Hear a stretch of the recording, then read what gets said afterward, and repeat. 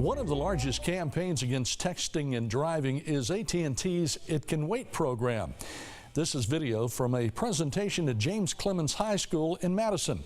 It Can Wait focuses on these kinds of talks along with social media in an effort to reach young drivers. Of course, as we know, teens aren't the only ones texting behind the wheel. There's another age group where the numbers are just as alarming. And we're talking about young professionals.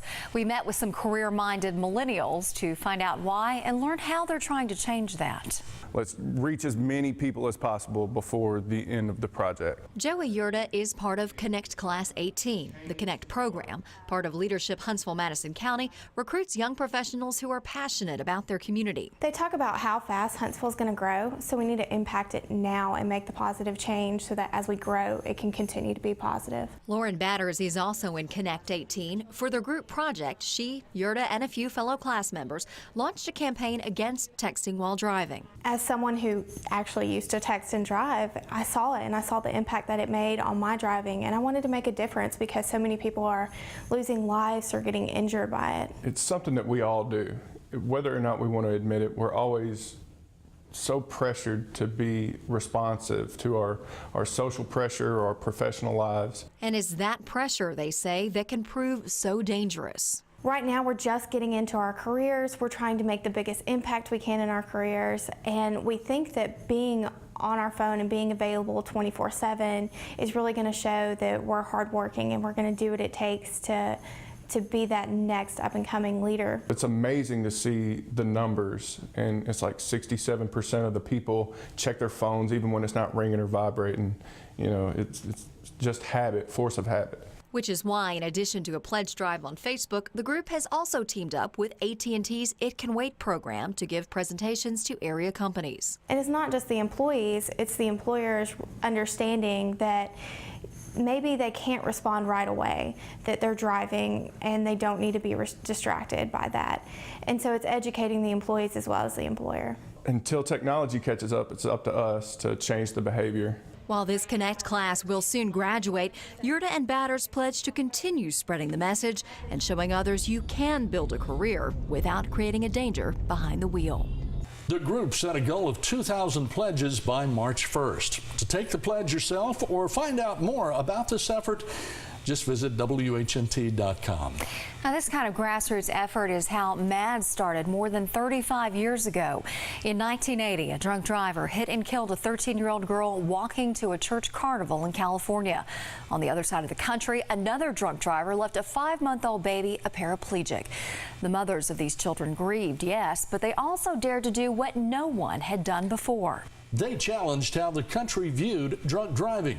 Their efforts led to tougher laws and a fundamental shift in what society deemed acceptable behind the wheel. Today, Mothers Against Drunk Driving continues this fight and serves as a role model for others working to inspire change. And with that in mind, we recently sat down with 2 MAD volunteers who shared their stories of loss and hope. My story is losing 3 sons in a little over a year. That's a hard day for me. In November 2012, a 19-year-old drunk driver killed Loretta Martin Robinson's 2 godsons, a double tragedy that only magnified the pain of the previous year. On June 13, 2011, a drunk driver in Greenville, South Carolina, killed her 30-year-old son, Justin, as he left a music practice. To have a coroner call me to say my son was gone.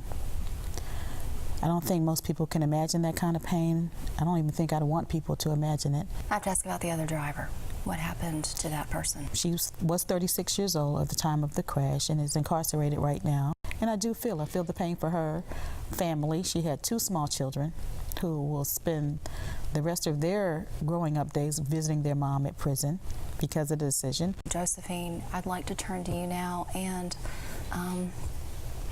ask you to share your story. It was Mother's Day 2008, and Elgin was a truck driver, and we were living in Alabama, and he was truck driving in Louisiana. The 21-year-old drunk driver crossed the center lane and hitting Elgin's truck head-on, causing his diesel tank to explode, burning Elgin's body beyond recognition. But those are facts Josephine Lee Rett would only learn later. When state police knocked on her door at 3 a.m., they thought it was her son, Elgin Jr., who had been killed.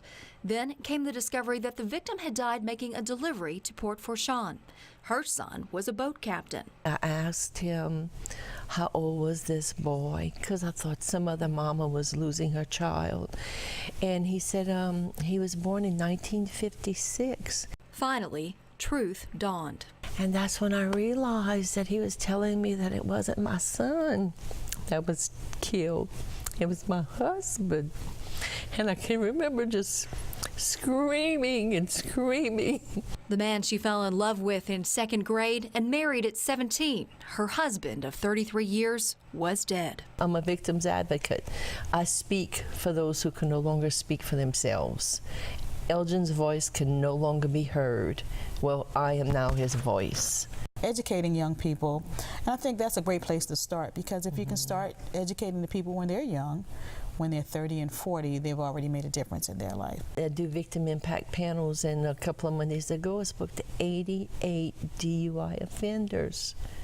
88, that's every month. If there is one takeaway you would want people to get from your story, what would that be? I think the one takeaway I would want people to know is that your decisions affect other people. Some people don't comprehend the choices that they make, because the boy that killed Elgin, I mean, he didn't wake up that morning and say, you know, I'm going to get drunk today and I'm going to go kill somebody. You know, he had a girlfriend. They were planning their wedding. There was no wedding. So, I mean, it's all about choices. You can make a good choice or you can make a bad choice. As in the early days of drunk driving campaigns, it's tough to get a handle on the true scope of the distracted driving problem. Most authorities agree the real number is much higher than reported, especially for those involving cell phone use. According to the National Safety Council, that's because the drivers are often killed or seriously injured. Those who live are unwilling to admit they were on the phone. And there's no equivalent to a blood alcohol test. Even when there are witnesses, their memories and statements may be inaccurate. Finally, it can be difficult to obtain cell phone records. These are all challenges Alabama State troopers face during investigations. Troopers are often called upon to determine the cause of a crash. While proving a driver was distracted can be difficult, Trooper Curtis Somerville says it's an all too common scenario. There are so many different types of distractions. There are outside distractions in terms of reading billboards, looking at people passing, looking at a car crash, looking at a police officer that had someone pulled over. So there are so many kind of distractions. I would say, in my opinion, and this is just my opinion, that probably 80% of the car crashes involve some form of a distraction. Of course, authorities would rather prevent these crashes than investigate them, and they may have found one way to do that. When we return, we'll check out a program that's really picking up speed with young drivers.